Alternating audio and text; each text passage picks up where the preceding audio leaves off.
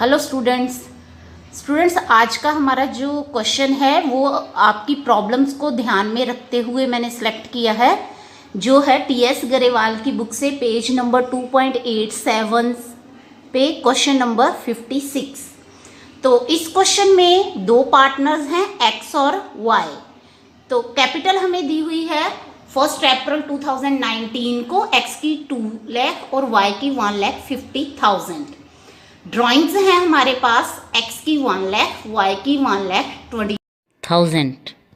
तो फर्म को लोन भी दिया है एक्स ने, वो दिया है 1 अक्टूबर 2019 को 50,000 का, और सैलरी है हमारे पास एक्स की 5,000 पर मंथ और वाई की 22,500 पर क्वार्टर। तो टर्नओवर हमारे पास गिवन है 3,50,000 की। प्रॉफिट बिफोर अलाउइंग और charging interest eight 4,61,000। Interest on capital है 12% पर एनम और इंटरेस्ट ऑन ड्राइंग है 10% पर एनम। नेक्स्ट जो इन्फॉर्मेशन है हमारे पास वो है 20% of profit before charging interest on drawing but after making appropriation was to be transfer to general reserve. हमें 20% profit है जो वो जनरल रिजर्व में ट्रांसफ़र करना है। पर प्रॉफिट हम कौन सा लेंगे कि उसमें एक तो इंटरेस्ट ऑन ड्राइंग ऐड ना हो, बिफोर का मतलब है इसमें उसको ऐड नहीं करना, बट आफ्टर मेकिंग एप्रोप्रिएशन का मतलब है कि ये सारी एप्रोप्रिएशन हमें डिडक्ट करने के बाद जो प्रॉफिट आएगा उसका 20%। तो ये मुझे लगता है आपको समझ आ गया होगा। अब कैलकुलेशन के टाइम पे भी मैं आप इसको अच्छे से समझाऊंगी। तो जो नेक्स्ट इंफॉर्मेशन है वो है profit to be shared in the ratio of their capital up to ₹1,75,000 and balance equally. Profit को हमें कैसे डिस्ट्रीब्यूट करना है उसके बारे में कहा गया है कि 1,75,000 तक का अगर प्रॉफिट होगा तो उसको पार्टनर की कैपिटल रेशियो में हमें पार्टनर्स में डिस्ट्रीब्यूट करना है, और अगर इससे ज़्यादा प्रॉफिट हो तो उसको हम इक्वली डिस्ट्रीब्यूट करेंगे। जो भी जितना भी ज़्यादा प्रॉफिट होगा 1,75,000 से उसे इक्वली डिस्ट्रीब्यूट करेंगे। तो इस क्वेश्चन में हमें जनरल एंट्रीज प्रिपेयर करने के लिए बोला है, profit and loss appropriation account बनाने के लिए कहा गया है, पार्टनर्स कैपिटल अकाउंट बनाने के लिए कहा गया है। तो इसके सोल्यूशन में हम इनको इसी सीक्वेंस में नोट करेंगे और लास्ट में वर्किंग नोट्स। पर क्योंकि स्पेस की प्रॉब्लम की वजह से मैं इसको पहले आपको शो करूँगी, ज़रूरत है। तो इस क्वेश्चन में मैंने आपके लिए छोटी कैलकुलेशन के भी वर्किंग नोट बना के आपको शो किए हैं, ताकि आपको अगर किसी बच्चे को भी किसी तरह की कोई छोटी मोटी कैलकुलेशन से रिलेटेड कोई कन्फ्यूज़न होगी तो वो क्लियर हो जाएगी। तो जो सबसे पहले फर्स्ट वर्किंग नोट है वो है हमारे पास इंटरेस्ट ऑन कैपिटल का। हमें एक्स की कैपिटल 2 लाख और वाई की कैपिटल 1,50,000 दी थी, और इंटरेस्ट ऑन कैपिटल पे जो रेट ऑफ इंटरेस्ट है वो है 12%। तो ये कैलकुलेट करने के बाद हमारे पास एक्स का जो इंटरेस्ट ऑन कैपिटल है वो 24,000 आया है और वाई का 18,000। जो सेकंड वर्किंग नोट है हमारे पास वो है इंटरेस्ट ऑन ड्राइंग का। तो ये भी हमें ड्राइंग जो है वो पूरे साल की दी हुई थी पार्टनर्स की, एक्स की 1 लाख और वाई की 1,25,000, और rate of interest on drawing जो था वो 10% था। तो जब भी हमारे पास एक साल की ड्राइंग हो तो हमारा जो एवरेज पीरियड होता है इंटरेस्ट ऑन ड्राइंग के लिए वो 6 मंथ का होता है। तो इसके अकॉर्डिंगली कैलकुलेशन करने के बाद एक्स का इंटरेस्ट ऑन ड्राइंग है 5,000 और वाई का 6,250। जो नेक्स्ट वर्किंग नोट है वो है student interest on X loan. हमारे पास इंफॉर्मेशन में था कि एक्स ने फर्म को लोन दिया है 50,000 का 1 अक्टूबर 2019। तो 31 मार्च 2020 को ये पीरियड 6 मंथ का बनता है।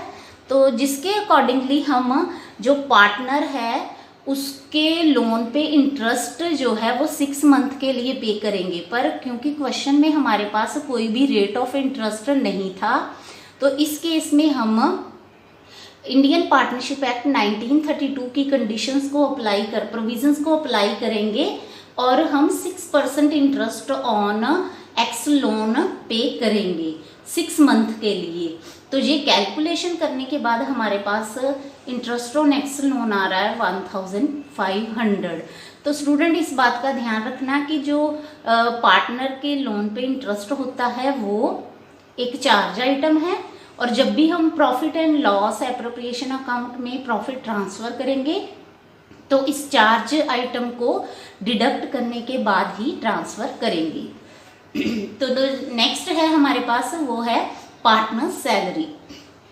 एक्स की सैलरी 5000 पर मंथ थी, तो हम 12 के साथ मल्टीप्लाई करके एनुअल सैलरी फाइंड आउट करेंगे जो कि है 60,000, और वाई की सैलरी थी 22,500 पर क्वार्टर, तो 4 के साथ मल्टीप्लाई करके हमारे पास वाई की सैलरी आएगी 90,000। तो जो नेक्स्ट वर्किंग नोट है स्टूडेंट वो है एक्स का कमीशन। हमें 5% एक्स का कमीशन दिया था टर्नओवर पे, और टर्नओवर हमारे पास है 3,50,000। तो कैलकुलेशन के बाद हमारे पास जो कमीशन आ रहा है वो आ रहा है 17,500। तो स्टूडेंट इतनी वर्किंग नोट प्रिपेयर करने के बाद हम जर्नल एंट्रीज जो है वो शुरू करते हैं। तो इस जर्नल का फॉर्मेट ड्रॉ करते हैं जर्नल एंट्रीज पास करने के लिए। तो डेट में हम क्लोजिंग डेट लिखेंगे इस अकाउंटिंग पीरियड की, जिसके लिए हम ये अकाउंट्स प्रिपेयर कर रहे हैं 2020 31 मार्च। तो जो पहली एंट्री हमारी आएगी वो इंटरेस्ट ऑन एक्स लोन के लिए आएगी, क्योंकि ये हमारी चार्ज आइटम है। तो एंट्री होगी profit and loss account debit to interest on X loan account, क्योंकि ये चार्ज आइटम है तो ये प्रॉफिट एंड लॉस अकाउंट में ही डेबिट होती है। तो जो भी हमने वर्किंग नोट में कैलकुलेट किया इंटरेस्ट का अमाउंट वही यहाँ पे हम रिकॉर्ड करेंगे 1500। तो जो नेक्स्ट एंट्री होगी वो हमारी होगी इंटरेस्ट ऑन कैपिटल के लिए, जो कि हमने वर्किंग नोट में कैलकुलेट किया। तो क्योंकि ये एप्रोप्रिएशन है तो ये profit and loss appropriation account में डेबिट होती है, तो इसकी एंट्री होगी profit and loss appropriation account debit to X capital to Y's capital. तो एक्स का जो हमने इंटरेस्ट ऑन कैपिटल कैलकुलेट किया 24,000, वाई का 18,000 और टोटल आएगा 42,000 एप्रोप्रिएशन अकाउंट में डेबिट होगा। नेक्स्ट एंट्री जो है वो है पार्टनर की सैलरी के लिए, profit and loss appropriation account debit to X capital to Y's capital. तो एक्स की सैलरी है 60,000, वाई की 90,000 और total 1,50,000 profit and loss appropriation account में डेबिट होगा। और इसके बाद जो नेक्स्ट एंट्री है वो है profit and loss appropriation account debit to X capital. ये एक्स के कमीशन के लिए है 17,500, जो कि हमने वर्किंग नोट 5 में कैलकुलेट की है। नेक्स्ट एंट्री है जो वो है इंटरेस्ट ऑन ड्राइंग के लिए। तो क्योंकि इंटरेस्ट ऑन ड्राइंग फर्म के लिए इनकम होती है तो ये profit and loss appropriation account में क्रेडिट होगी, और पार्टनर्स के लिए ये एक तरह का एक्सपेंस है तो पार्टनर्स के कैपिटल अकाउंट में ये डेबिट होगी। तो एंट्री है एक्स कैपिटल अकाउंट डेबिट और वाइस कैपिटल अकाउंट डेबिट, जो कि हमने वर्किंग नोट में कैलकुलेट किया 5,000 और 6,250 respectively for X and Y, और टोटल आएगा 11,250। और इसके बाद जो स्टूडेंट एंट्री है वो है जनरल रिजर्व में प्रॉफिट को ट्रांसफ़र करने के लिए।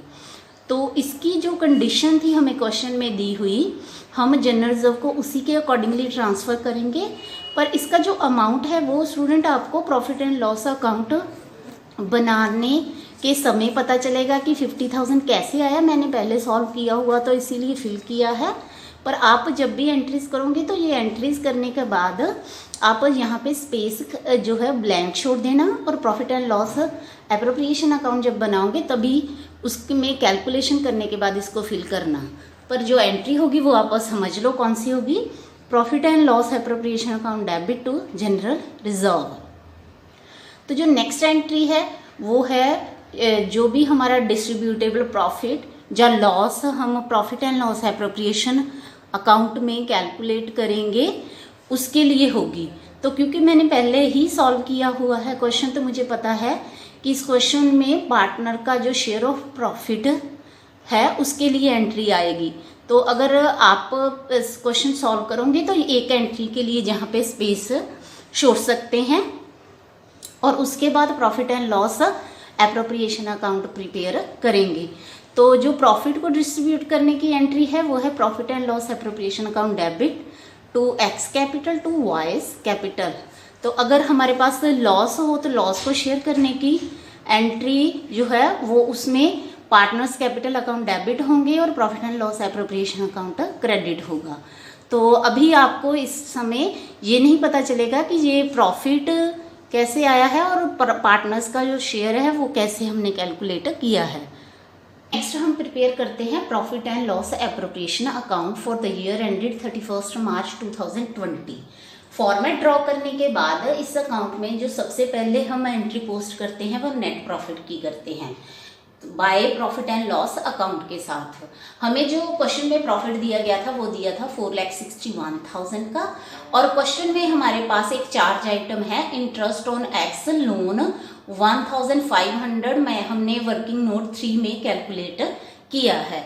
तो उसको डिडक्ट करने के बाद ही हम यहाँ पे प्रॉफिट जो है शो करेंगे, क्योंकि हमें यहाँ नेट प्रॉफिट शो करना होता है जो आफ्टर ऑल चार्जेस होता है 4,59,500 का। जो नेक्स्ट है हमारे पास वह है इंटरेस्ट ऑन ड्राइंग। ये भी हमने वर्किंग नोट 2 में कैलकुलेट की है। इसकी 5,000 और वाई की 6,250, तो टोटल 11,250 हम यहाँ पे शो करेंगे क्योंकि ये फर्म की इनकम है। तो डेबिट साइड में हम वो सारी एप्रोप्रिएशन शो करेंगे जो कि पार्टनर्स को मिलनी है फर्म की तरफ से और या फिर जनरल रिजर्व से रिलेटेड इंफॉर्मेशन। तो जो पहली एप्रोप्रिएशन है वो है इंटरेस्ट ऑन कैपिटल। ये हमने वर्किंग नोट 1 में कैलकुलेट किया। एक्स का इंटरेस्ट ऑन कैपिटल 24,000, वाई का 18,000 और टोटल 42,000। तो नेक्स्ट है हमारे पास सैलरी। पार्टनर की सैलरी थी हमारे पास जो इन्फॉर्मेशन क्वेश्चन में, उसी को अप्लाई करके हमने वर्किंग नोट 4 बनाया और उसमें एक्स की सैलरी है 60,000 और वाई की 90,000, तो टोटल 1,50,000 आएगा यहाँ पे।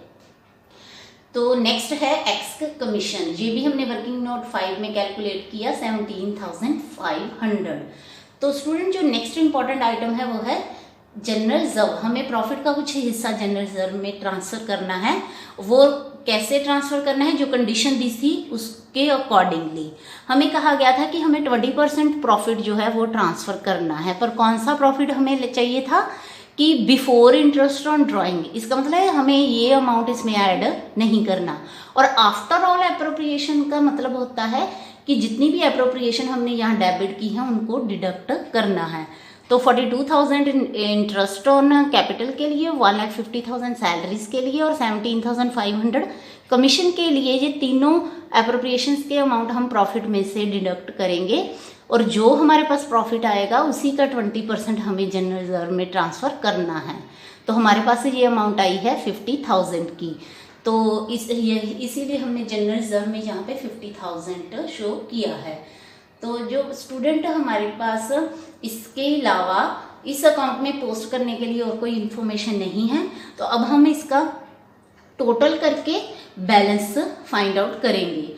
तो इस क्वेश्चन के अकॉर्डिंगली हमारे पास क्रेडिट बैलेंस आ रहा है जो कि डिस्ट्रीब्यूटेबल प्रॉफिट को शो करता है 2,11,250। तो इसको हम पार्टनर्स में डिस्ट्रीब्यूट करेंगे। कैसे डिस्ट्रीब्यूट करेंगे ये भी हमें क्वेश्चन में जो स्पेशल कंडीशन दी गई है उसी के अकॉर्डिंगली। तो इसके लिए हमने वर्किंग नोट 7 प्रिपेयर किया है, समझते हैं उसको। तो इसके लिए हमने एक टेबल बनाया है डिस्ट्रीब्यूशन ऑफ प्रॉफिट का। तो जैसे क्वेश्चन में कहा था उसी के अकॉर्डिंगली हम 1,75,000 तक के प्रॉफिट को कैपिटल रेशो में डिस्ट्रीब्यूट करेंगे। कैपिटल से हमने जो रेशो बनाई है वो है 4:3। तो 1,75,000 को हम एक्स और वाई में 4:3 में डिस्ट्रीब्यूट करेंगे, जो कि जिसमें कि एक्स का शेयर आ रहा है 1 लाख और वाई का शेयर है 75,000। तो इसके बाद जो हमारा रिमेनिंग प्रॉफिट बचा, कितना रिमेनिंग प्रॉफिट बचा कैसे पता चलेगा? जो टोटल हमारा डिस्ट्रीब्यूटेबल प्रॉफिट है 2,11,250, उसमें से हम 1,75,000 डिडक्ट करेंगे। तो जो हमारे पास रिमेनिंग प्रॉफिट आता है वो है 36,250। इसको अब हमें इक्वली डिस्ट्रीब्यूट करना है क्योंकि क्वेश्चन में यही कंडीशन थी। तो उसके अकॉर्डिंगली इक्वली डिस्ट्रीब्यूट करके एक्स का शेयर और वाई दोनों का सेम शेयर आ रहा है जो कि है 18,125। तो अब हम एक्स और वाई दोनों के शेयर को टोटल करेंगे। तो इस तरीके से एक्स का शेयर बन रहा है 1,18,125 और वाई का शेयर आ रहा है 93,125। तो हमने 2,11,250 को इस तरीके से डिस्ट्रीब्यूट किया है ताकि हम जो हमें कंडीशन दी हुई थी क्वेश्चन में उसको सेटिस्फाइड कर सकें।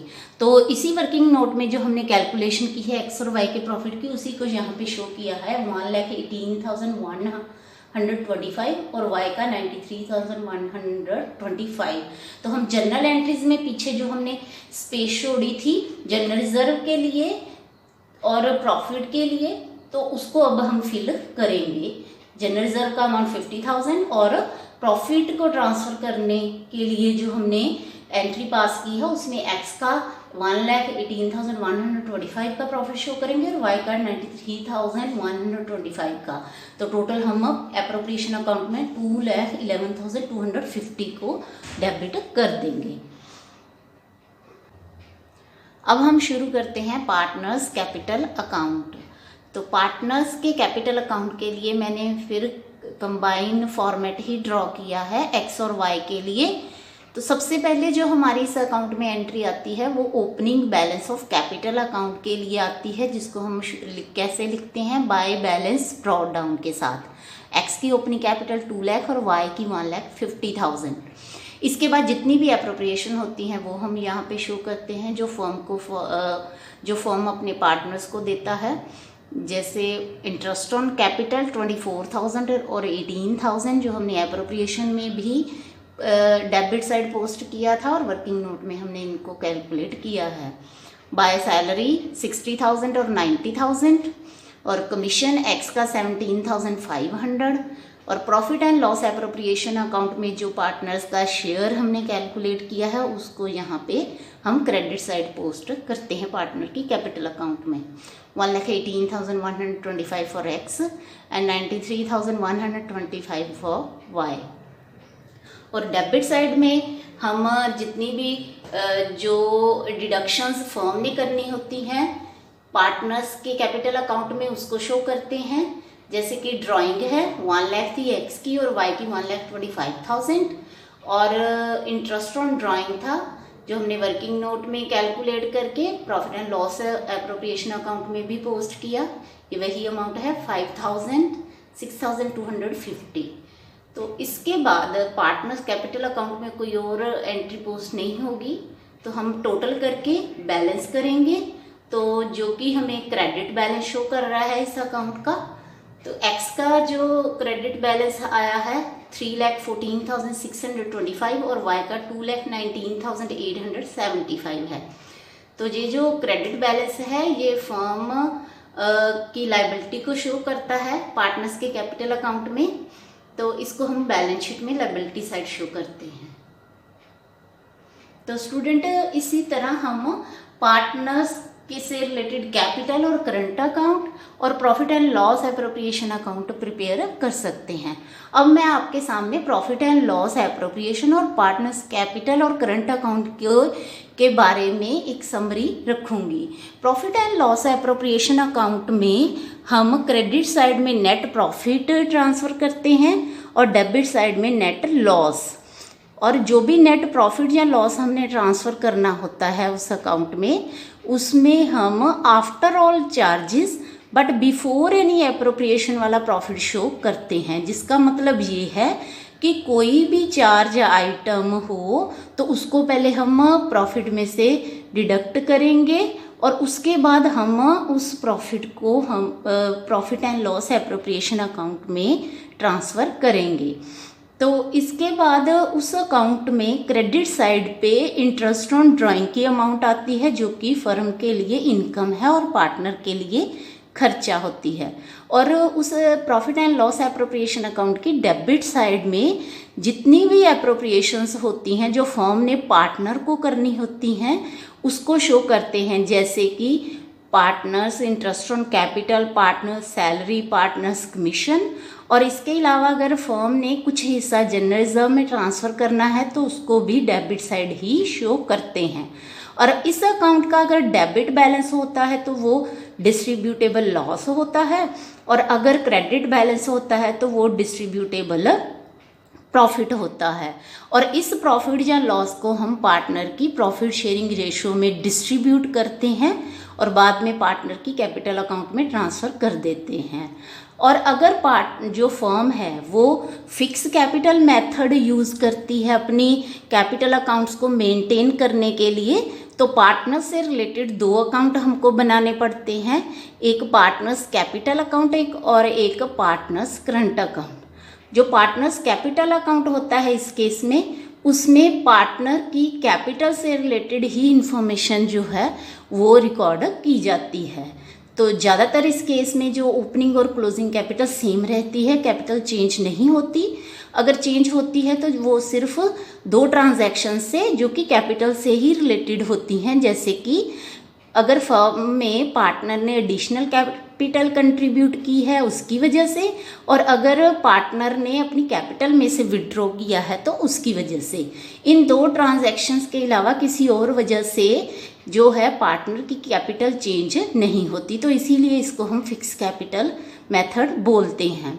तो इस अकाउंट के साथ फिर फिक्स कैपिटल वाले मेथड में पार्टनर्स करंट अकाउंट भी बनाना पड़ता है, क्योंकि जो बाकी ट्रांजैक्शंस होती हैं पार्टनर और फर्म के बीच में उसको फिर हम पार्टनर्स करंट अकाउंट में रिकॉर्ड करते हैं। तो उसकी क्रेडिट साइड में जितनी भी अमाउंट्स या एप्रोप्रिएशंस फर्म ने पार्टनर को देनी होती हैं वो शो की जाती है, और जो भी अमाउंट पार्टनर से फर्म ने डिडक्ट करना होता है या रिसीव करना होता है उसको हम पार्टनर की डेबिट साइड करंट अकाउंट की डेबिट साइड में शो करते हैं। तो इसका मतलब ये होता है कि जो करंट अकाउंट है उनका जो बैलेंस है वो डेबिट भी हो सकता है और क्रेडिट भी हो सकता है, पर कैपिटल अकाउंट का बैलेंस हमेशा क्रेडिट ही होता है। तो इस अकाउंट के बाद अगर पार्टनर का डेबिट बैलेंस हो तो बैलेंस शीट में वो एसेट साइड शो होता है, और अगर क्रेडिट बैलेंस हो तो बैलेंस शीट में वो लायबिलिटी साइड शो होता है।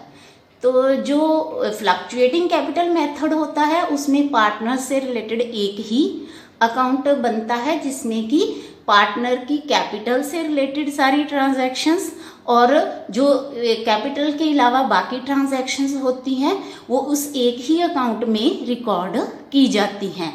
तो क्रेडिट साइड में पार्टनर की ओपनिंग कैपिटल और पार्टनर को जो भी एप्रोप्रिएशन रिसीव होनी है फर्म से वो शो की जाती हैं, इन interest on capital, salary, commission, share of profit etcetera.